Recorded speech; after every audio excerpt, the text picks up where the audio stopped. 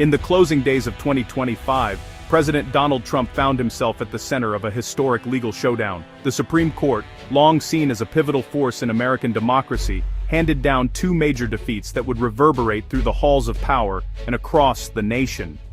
The justices, who in previous years had often sided with the White House on key issues, suddenly drew a firm line. In a pair of landmark rulings, they limited the reach of presidential authority and reaffirmed the fundamental rights of federal employees, sending a clear message that the highest court would not be a rubber stamp for executive power. The first case centered on immigration judges who argued that their right to free speech was being suppressed by the administration. These judges, responsible for life-altering decisions, claimed they were being silenced when they spoke out about policy changes and working conditions. The court sided with them, ruling that even those who serve the government retain their constitutional rights. The second case was equally consequential.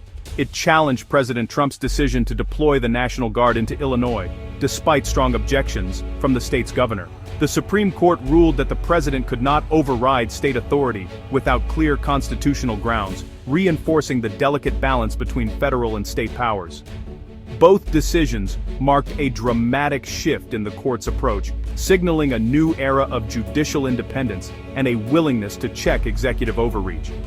The rulings were not just legal technicalities. They were bold statements about the limits of presidential power. These weren't minor disputes. They struck at the very heart of American democracy. Free speech for government officials and the balance of power between states and the federal government are foundational principles, and the court's decisions reaffirmed their importance in a time of political uncertainty. For a presidency defined by its willingness to test the boundaries of the law, these rulings served as a powerful reminder. The judiciary remains a crucial guardrail, capable of reining in even the most assertive executive actions.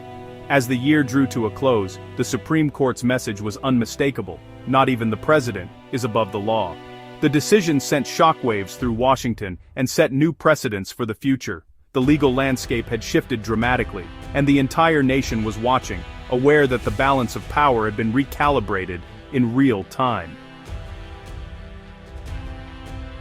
The first blow came from immigration judges, employees of the Justice Department, who sued over a policy that muzzled their public speech. The rule forced judges to get approval before speaking or writing about immigration, even in their personal capacity. Judges argued this was unconstitutional prior restraint, silencing their expertise and chilling public debate. The administration claimed the policy was needed to maintain impartiality, but judges said it went too far, treating them as political mouthpieces. Their lawsuit wasn't just about their own rights, it was about whether government workers can speak freely on issues that matter. By challenging the policy, the judges aimed to reclaim their voices and push back against executive overreach. The case would test the limits of free speech for public servants.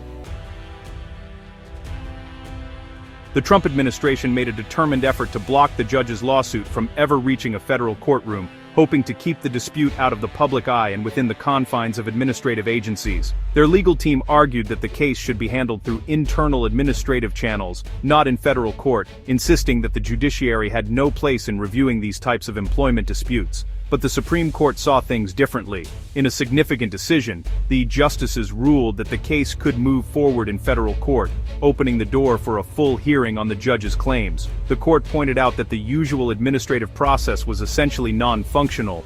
President Trump had left the Merit Systems Protection Board without enough members to operate, effectively shutting down the only avenue for judges to challenge government actions. This procedural victory was more than just a technicality. It meant that for the first time the judge's constitutional claims would be examined in a real court, not just dismissed by a broken system. The Supreme Court's decision could have far-reaching consequences. If the judges succeed, it could set a powerful precedent, allowing other federal employees to challenge government policies in court when internal remedies are unavailable or ineffective. For now, the fight over free speech rights for immigration judges remains very much alive. The outcome of this case could reshape the legal landscape for millions of government workers, affecting how their rights are protected in the future. The Supreme Court's move sent a clear message. Constitutional rights cannot simply be buried in bureaucracy or ignored by administrative dysfunction. The legal battle was just beginning, and its outcome could echo through the halls of government for years to come. Days later, the Supreme Court delivered another blow, this time over Trump's use of the National Guard in Illinois. The president had federalized the Guard and sent troops to Chicago, claiming it was needed to protect federal agents during protests. Illinois Governor J.B. Pritzker objected, saying the state hadn't asked for help and could handle the situation. The administration invoked the Insurrection Act, but critics called this a stretch, arguing protests weren't a rebellion.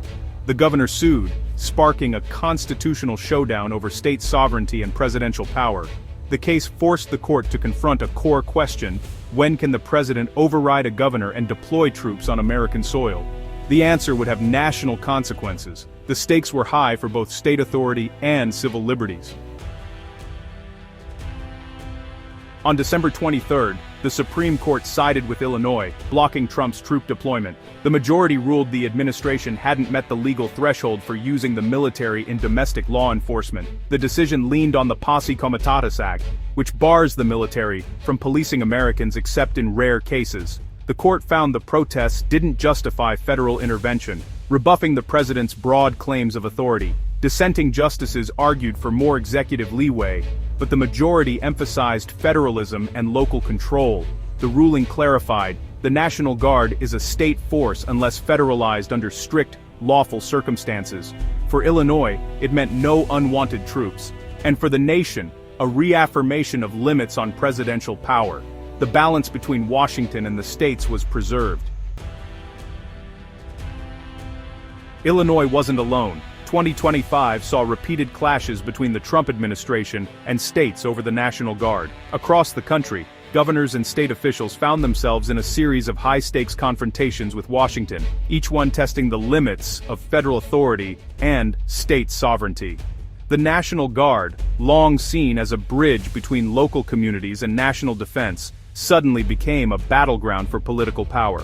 In California, Trump federalized the Guard for border enforcement, sparking a legal fight that ended with courts siding with the state. The move was met with fierce resistance from state leaders, who argued that the federal government was overstepping its constitutional bounds. The legal battle drew national attention, highlighting the deep divisions over immigration policy and the proper role of the military within U.S. borders. Oregon faced a similar standoff over protests in Portland, with a federal judge blocking the deployment. The situation in Portland became a flashpoint as local officials insisted on handling unrest their own way, while the White House pushed for a show of force. The courts ultimately sided with the state, reinforcing the idea that local control could not be so easily overridden. Even Washington, D.C. saw controversy, as courts wrestled with the unique status of the federal district. The capital's lack of statehood complicated the legal landscape, raising new questions about who truly commands the Guard in the nation's most sensitive city. These battles revealed a strategy. The White House sought to use state-run Guard units to enforce its agenda, especially on immigration and civil unrest. By federalizing the Guard, the administration aimed to bypass local opposition and assert direct control, a move that alarmed many state leaders and civil liberties advocates. States pushed back, and courts often agreed, setting precedents that limited federal reach. These legal victories emboldened governors, who began to coordinate their responses and share legal strategies, determined to protect their authority over the Guard.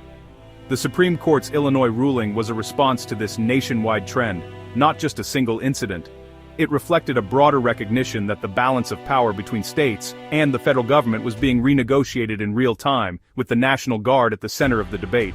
The message was clear: presidential power over the Guard has boundaries. The courts affirmed that even in times of crisis, the executive branch cannot simply override state authority without clear constitutional justification. The legal victories for states signaled a new era of resistance to federal overreach. Governors across the country celebrated these decisions, seeing them as a reaffirmation of the principles of federalism and local self-governance. The fight for control of the National Guard had become a defining issue of federalism, shaping the relationship between states and Washington for years to come. As the dust settled, it was clear that the struggle over the Guard was about more than just troops. It was about the very nature of American democracy. The Supreme Court's December rulings broke Trump's winning streak on emergency requests. Until then, the administration had relied on the court to quickly greenlight controversial policies, often bypassing lower courts. Critics called this abuse of the shadow docket. a way to rush through major changes without full legal scrutiny. Supporters said it was necessary to overcome activist judges blocking the president's agenda, but the court's recent pushback signaled a shift. Justices were less willing to intervene unless the government showed real, immediate harm. This forced the administration to defend its policies more carefully in lower courts. The era of automatic Supreme Court rescues was ending. The court's patience, it seemed, had limits. The Supreme Court's December decisions were more than legal rulings. They were statements about the rule of law. By limiting the president's power to deploy troops, the court reinforced the principle that the military shouldn't police Americans. Governors retained control over public safety, protecting communities from unwanted federal intervention. The immigration judge's case affirmed that government employees don't lose their First Amendment rights. These rulings showed the judiciary's crucial role as a check on executive power. The court reminded the nation that constitutional limits apply to everyone, even the president.